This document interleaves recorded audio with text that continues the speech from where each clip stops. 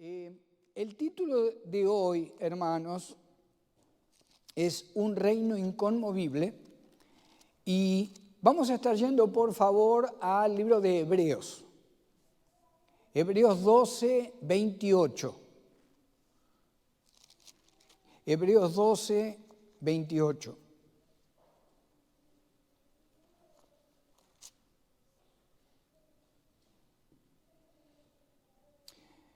La carta escrita a los hebreos es una carta principalmente dirigida a aquellos judíos cristianos, habían recibido a Cristo como Señor, pero estaban volviendo atrás en su fe. Tenían miedo, tenían temor a la persecución. Según con quien estaban, decían, no, nosotros somos judíos, nosotros somos cristianos. Toda la carta a los hebreos está relacionada con mostrar al mundo, a la creación, de que las promesas y la obra de Cristo es mucho más grande que la obra y las promesas de Moisés a través de la palabra de Dios. El Señor Jesucristo es mucho más grande que, como dice también, como decían los judíos, nuestro padre Abraham, ¿verdad? Esa es toda la temática del libro de Hebreos. Y al final, en el capítulo 12, capítulo 13, el escritor, que nadie sabe en realidad quién es, algunos dicen que Pablo, otros que Apolos, nadie sabe. La carta nos lleva a entender que hay una responsabilidad en nuestra vida entendiendo lo que Dios nos ha dado. Y vamos a leer el verso 12, capítulo 12, verso 28. Así que recibiendo nosotros un reino inconmovible, tengamos gratitud y mediante ella sirvamos a Dios, agradándole con temor y reverencia. Señor, te damos gracias por tu palabra. Señor, por favor, guíanos, ayúdanos a conocer tu voluntad, Señor. Enséñanos, Señor Espíritu Santo, por favor, en el nombre de Jesús, que podamos salir diferentes de este lugar, de cómo hemos entrado, Señor. Te damos gracias en el nombre de Jesús. Amén. Amén. El escritor de Hebreos nos está queriendo decir, primero, que usted y yo tenemos un reino, se nos ha otorgado un reino eterno que no cambia. Inconmovible significa que no cambia de posición, no cambia de características. Así que recibiendo nosotros un reino inconmovible, tengamos gratitud. ¿Por qué? Y yo sé, usted estará pensando, yo tengo gratitud también hacia mi esposa, mi familia, la iglesia, gratitud al Señor. Claro que todos somos agradecidos en un montón de cosas. Pero el que no tiene a Cristo no entiende, y usted y yo sí lo entendemos, que la vida en general se mueve en base a ciclos. Las cosas aparecen, las cosas se destruyen. Aparece algo, desaparece. Cuando veníamos manejando, como ejemplo se me presentó el tremendo, la belleza arquitectónica y de ingeniería que es el Golden Gate, allá en San Francisco. ¿Sabe qué? Si pasa el tiempo suficiente, el Golden Gate no va a existir.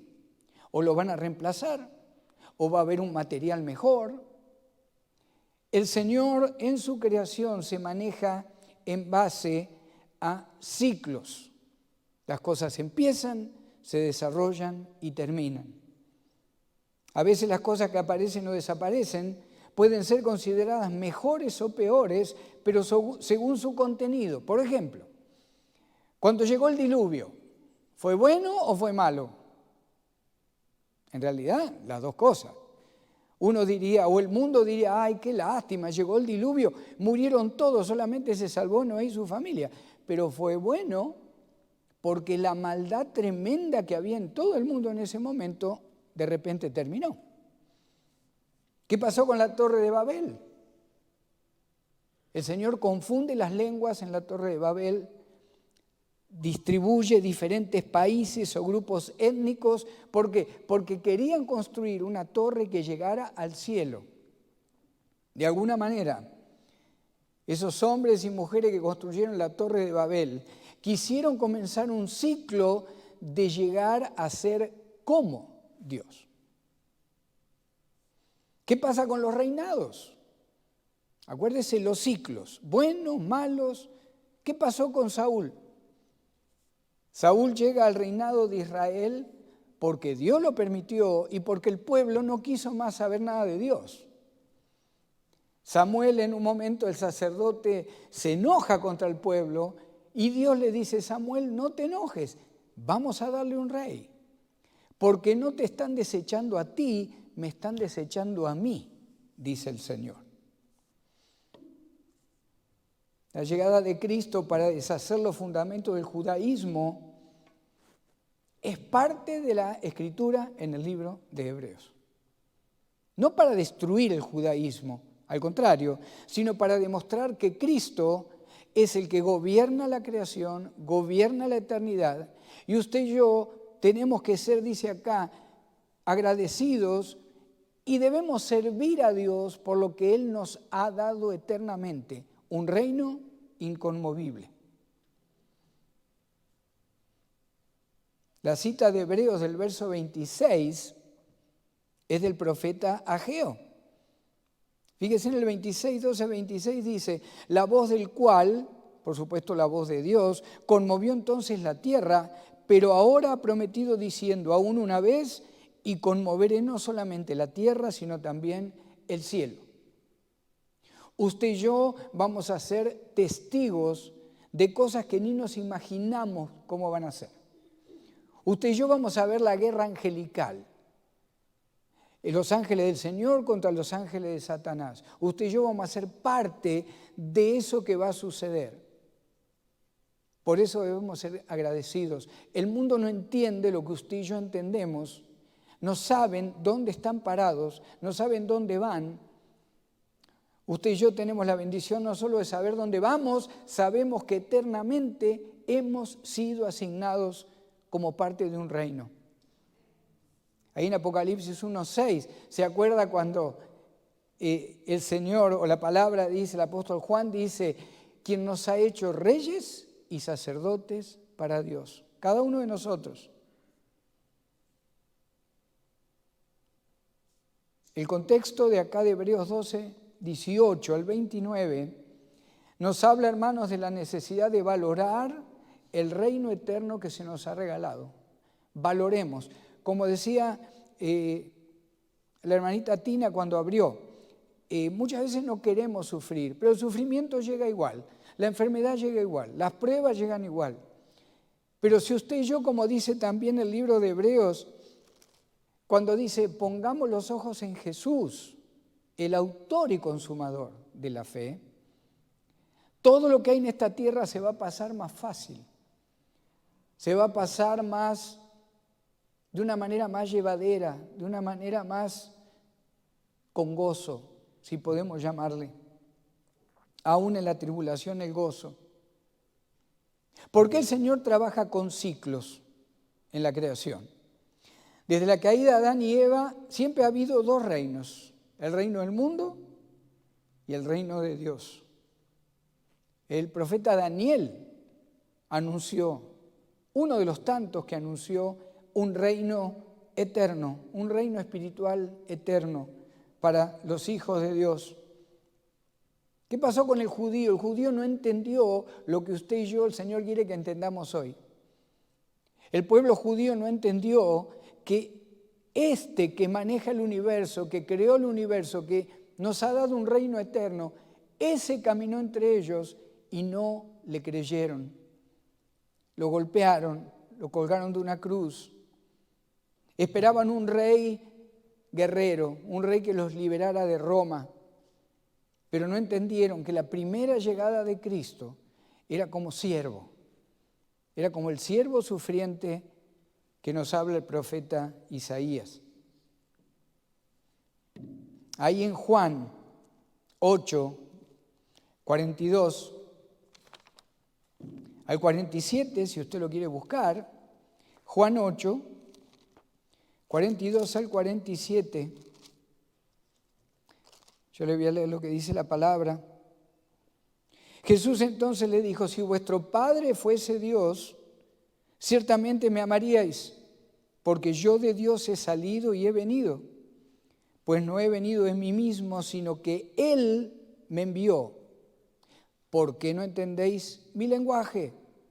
¿Por qué no podéis escuchar mi palabra? Vosotros sois de vuestro padre el diablo, y los deseos de vuestro padre queréis hacer. Si usted y yo entendemos que todo ciclo el Señor lo maneja de acuerdo a su voluntad, si usted y yo entendemos que si hoy hay un gozo tremendo en algún área de nuestra vida, es posible que en el futuro cambie ese ciclo. Él siempre está en control. Si usted y yo entendemos que, así como se nos ve de manera tan común, somos reyes y sacerdotes para el Creador. Si usted y yo entendemos que la palabra me está pidiendo a través del escritor de Hebreos, que por lo que Él me dio, yo tengo que ser agradecido y tengo que servirle agradándole con temor y reverencia. Con temor y reverencia. Los cristianos tenemos, hermanos, un gran privilegio, que es el reino espiritual de Cristo. Fíjese estas tres características del reino de Dios, en el cual usted y yo vamos a participar para siempre. El reino de Dios es único, es inamovible y es eterno. Cuando usted y yo miramos todo de la perspectiva de Dios y lo que nos espera en la eternidad, claro que acá se sufre, claro que tenemos lamentación. Los profetas lamentaron. ¿Se acuerdan las lamentaciones del profeta Jeremías? Claro que hay lloro, claro, pero también hay gozo. Y si yo entiendo lo que viene, lo que llega y lo que ya me han dado de parte de Dios, va a ser mucho más fácil poder agradecer a Dios y servirle con temor y con reverencia. Usted y yo somos parte de ese reino eterno. Aquí hay un escritor bíblico, un comentarista bíblico, un tal Owen, y dice: este reino, el de Dios, es el gobierno en y sobre la iglesia, la cual el escritor de Hebreos ha demostrado que es más excelente que la ley de Moisés. Tenemos un reino eterno, se nos pide que sirvamos a Dios con alegría, con reverencia, con temor. Es un reino que no se mueve, no cambia, no como los otros ciclos. Toda la vida es un ciclo, todo. Esto no cambia. El Señor lo comenzó antes de la eternidad, lo mantiene y lo va a llevar hasta el final de la eternidad. No tiene fin. Y usted y yo somos parte de ello. Para todo ser humano nacido de nuevo, usted y yo, el reino inconmovible de Dios también tiene dos áreas de trabajo. Dos áreas de trabajo. Primero, usted y yo acá en la tierra tenemos cosas que hacer, nos enfrentamos a diferentes cosas. Cuando partamos con el Señor cambia. Pero en esta tierra usted y yo todavía tenemos un trabajo para hacer. Alguna de esas cosas incluye que como nacido de nuevo en la tierra, usted y yo tenemos una confrontación continua con el reino de Satanás. Continuo. Es continuo. El mundo de maldad no descansa. Usted y yo necesitamos descansar. El cuerpo se cansa, se agota. El reino de maldad no. Cuando usted y yo llegamos a Cristo, nos hemos involucrado en una guerra espiritual que hasta que no partamos con el Señor, no se termina. Con la persona, con la familia, con el trabajo, con los hijos, con los nietos, con la iglesia, con lo que fuera. Otra característica de ese reino inconmovible en la tierra es que debe haber un deseo continuo de servir con lealtad al Señor Jesucristo. No importa lo que hagamos. No importa lo que hagamos, hermanos, hermanas. Si hay alguien que dice, pastor, yo quiero tener el ministerio de desenchufar su micrófono cuando termine el servicio. Gloria a Dios, es un ministerio. Usted no me está sirviendo a mí o al que canta usted está sirviendo al Señor a través de esa acción que usted está haciendo en la iglesia de Cristo. Eso es parte de entender y valorar lo que Dios me dio. No puedo quedarme quieto. Hermanos, no nos quedemos quietos en las cosas del Señor. Cuando allá en Argentina había un niño un poquito inquieto, o niña, decían, parece que tuviera hormigas en el cuerpo. No para. Así deberíamos ser en nuestro servicio a Cristo. No a los líderes, no al pastor, no al edificio. Esto es un edificio. Hoy está, mañana a lo mejor no. Debiéramos entender, hermanos, por lo que se nos ha dado, que usted y yo tenemos que agradecer al Señor de alguna manera, sirviendo. Por otro lado, en la tierra, parte de este reino inconmovible es entender que somos parte de la providencia de Dios. Hablábamos hoy con un hermano que me decía, digo, ¿cómo fue la semana? Bien, digo, ¿cómo has estado? Bien.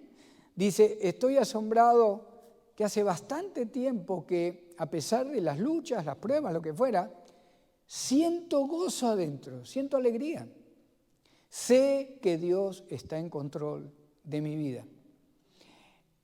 Eso lo entendemos cuando reconocemos que somos parte de un reino eterno creado por Dios, que Él está en control y que lo primero que me pide es que comparta, es que trabaje para Él, pero también me pide que yo reconozca que estoy de acuerdo con su providencia.